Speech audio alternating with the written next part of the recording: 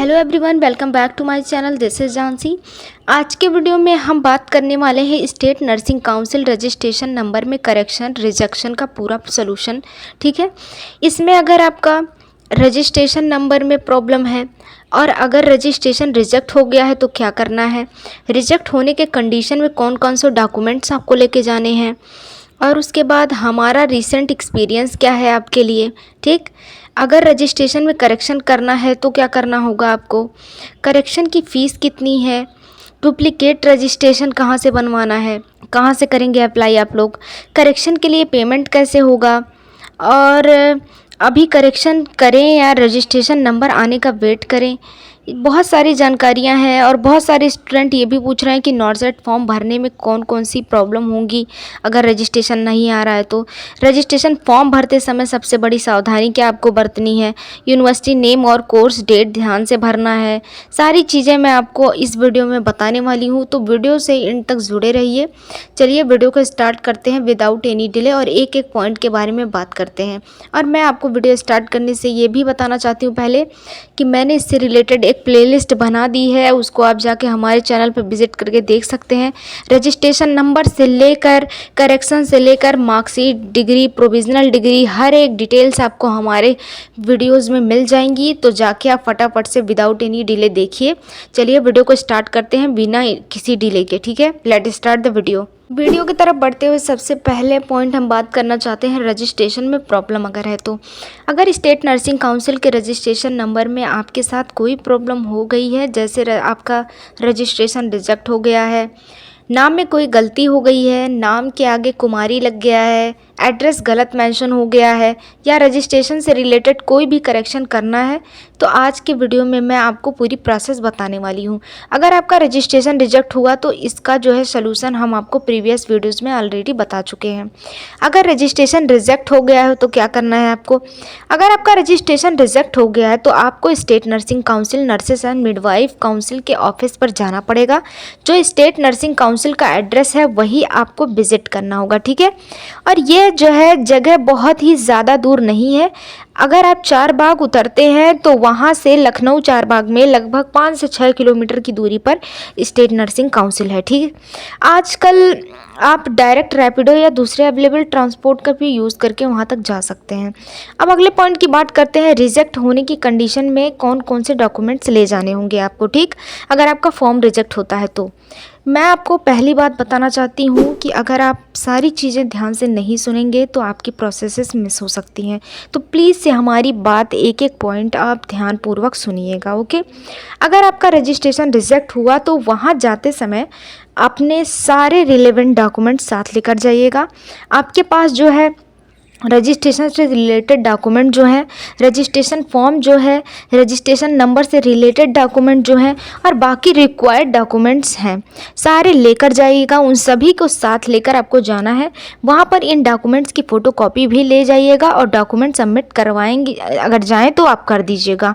वहाँ से अभी जो इन्फॉर्मेशन हमें दी गई है उसके अकॉर्डिंग लगभग 8 से 10 दिन में या 10 से 12 दिन में आपका रजिस्ट्रेशन नंबर आ सकता है। ठीक है, अब चौथा पॉइंट बात करते हैं हमारा रीसेंट एक्सपीरियंस क्या है वहाँ जाने पर। हम अभी खुद वहाँ विज़िट करके आए हैं, अभी 4 दिन हुआ हमें। वहाँ पर यही बताया जा रहा है कि सारी चीज़ें ऑनलाइन हुई हैं, इसलिए रिजेक्ट होने के बाद भी स्टूडेंट के डॉक्यूमेंट वहाँ सबमिट करवाए जा रहे हैं। अगर आपका जो है रजिस्ट्रेशन रिजेक्ट हो गया है तो रिजेक्शन की कंडीशन में आप वहाँ जाकर अपने डॉक्यूमेंट सबमिट करवा सकते हैं, और रिजेक्शन की कंडीशन में दोबारा रजिस्ट्रेशन फ़ी पे करने की ज़रूरत नहीं होती है। ठीक है, ये मैंने आपको प्रीवियस वीडियो में बताया। अब बात करते हैं उन स्टूडेंट की जिनका रजिस्ट्रेशन रिजेक्ट नहीं हुआ है लेकिन रजिस्ट्रेशन में कोई करेक्शन करवाना है, जैसे नाम में गलती है, नाम के आगे कुमारी लग गया है, एड्रेस गलत हो गया है या रजिस्ट्रेशन में कोई और इन्फॉर्मेशन गलत हो गई है, तो ऐसे स्टूडेंट के लिए करेक्शन करवाना ज़रूरी हो सकता है, क्योंकि स्टेट जो है लेवल पर शायद कोई बड़ी प्रॉब्लम ना आए। लेकिन जब आप सेंट्रल लेवल या दूसरे स्टेट में डॉक्यूमेंट्स वेरिफिकेशन के लिए जाते हैं तो वहाँ इन्फॉर्मेशन मिसमैच होने पर प्रॉब्लम आ सकती है।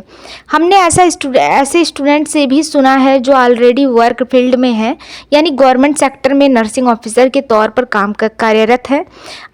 उनका यही कहना है कि अगर रजिस्ट्रेशन में कोई गलती है तो उसे सही करवाना बेहतर है, ठीक है, नहीं तो आपको फ्यूचर में आपके गवर्नमेंट जॉब्स में बहुत दिक्कतें हो सकती हैं। ओके, फ्यूचर के लिए ही आप अपना सही कर लीजिए डाटा, नहीं तो गड़बड़ हो सकता है। ठीक, छठवां पॉइंट देख लीजिए, करेक्शन की फ़ीस कितनी है। अब बात करते हैं करेक्शन की फ़ीस की। करेक्शन करवाने के लिए आपको जो है दोबारा पेमेंट करना पड़ेगा। अभी जो फीस दिखाई जा रही है उसके अकॉर्डिंग जो है करेक्शन फ़ीस है 1000 रुपये, और इसके साथ जो है GST 90 रुपये देना पड़ेगा आपको, यानी टोटल लगभग 1100 रुपये आपको देना पड़ेगा कि पेमेंट आपको करनी पड़ेगी। डुप्लीकेट रजिस्ट्रेशन के लिए भी इसी तरह से फ़ीस लगाई जा रही है। ओके, अब बात करते हैं अगले पॉइंट की, करेक्शन डुप्लीकेट रजिस्ट्रेशन कहाँ से करना होगा आपको। इसका लिंक हम आपको वीडियो के डिस्क्रिप्शन में दे देंगे। अगर डिस्क्रिप्शन में दिए गए लिंक पर जाकर डायरेक्ट करेक्शन कर सकते हैं तो स्टूडेंट पोर्टल पर आपको रजिस्ट्रेशन से रिलेटेड ऑप्शंस दिखाई देंगे, जैसे रजिस्ट्रेशन करेक्शन, डुप्लीकेट रजिस्ट्रेशन और दूसरे अवेलेबल सर्विसेज। आपको जिस सर्विस की ज़रूरत है उसके अकॉर्डिंग ऑप्शन सेलेक्ट करना होगा आपको, ठीक है। अब बात करते हैं करेक्शन के लिए पेमेंट कैसे करना होगा। जब आप करेक्शन वाले ऑप्शन पर क्लिक करेंगे तो आगे आपको दिखेगा उत्तर प्रदेश सेलेक्टेड करने का ऑप्शन मिलेगा, तो उसमें जो है आप जाइएगा। उसके बाद अगले जो है अलग अलग फीस ऑप्शंस दिखाई देंगे, जैसे correction fees, duplicate registration fees, registration से रिलेटेड फीस। जहाँ तक करेक्शन और डुप्लीकेट रजिस्ट्रेशन की बात है, इसी फीस अभी सिमिलर दिखाई जा रही है इन सब की। ठीक, करेक्शन के लिए लगभग 1000 रुपये प्लस 90 GST, मतलब 1100 रुपये उसका दिखाया जा रहा है, पेमेंट करना होगा आपको। तो अगर किसी स्टूडेंट को करेक्शन करवाना है तो डुप्लीकेट रजिस्ट्रेशन करवाना है और उसे पेमेंट करनी पड़ेगी, ठीक है। अब अगले पॉइंट की बात करते हैं, अभी करेक्शन करें या रजिस्ट्रेशन नंबर आने का वेट करें।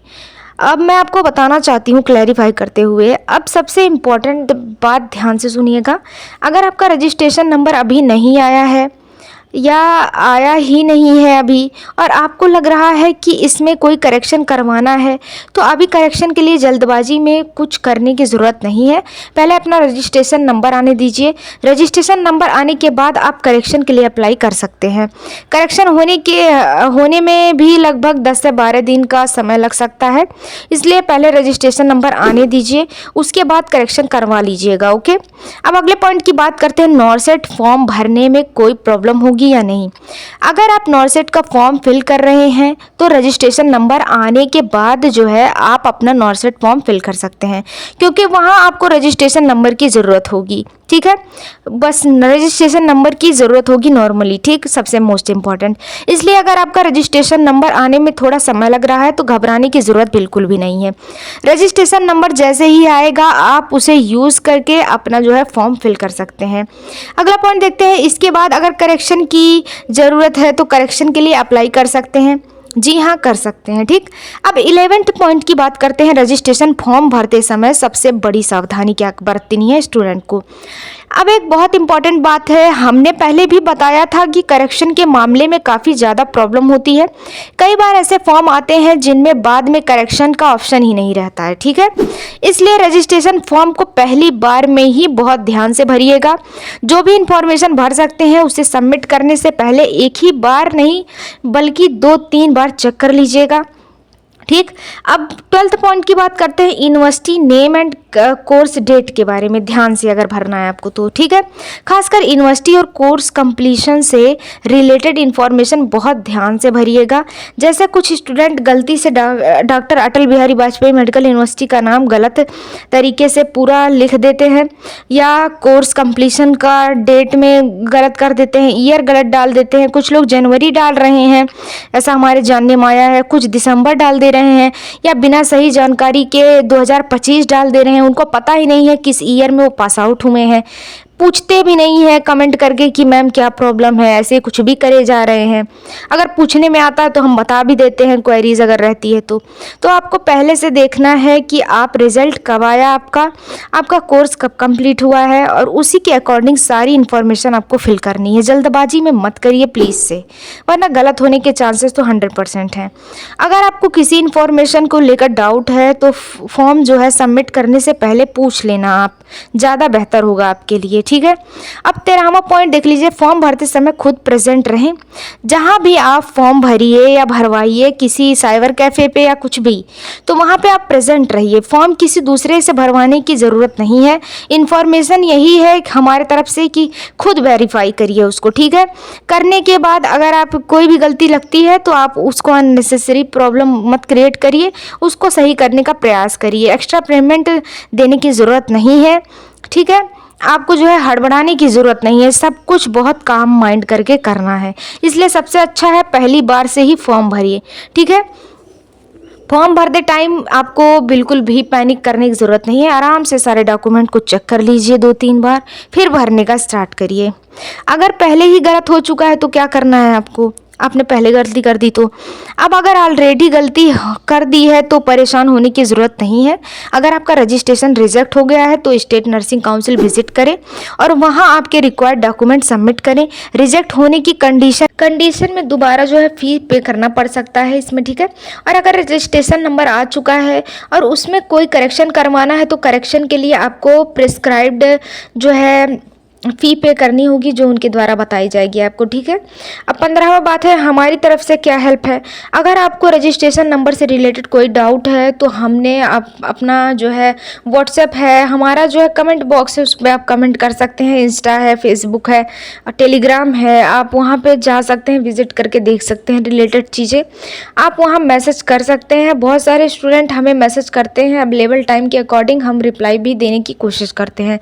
कई बार 24 से 38 घंटे में जो है रिप्लाई मिल जाता है। अगर आपको जो है क्वेश्चन का सलूशन हमारे पास अवेलेबल है तो हम आपको ज़रूर कोशिश करेंगे कि हम आपका आंसर दें, ठीक।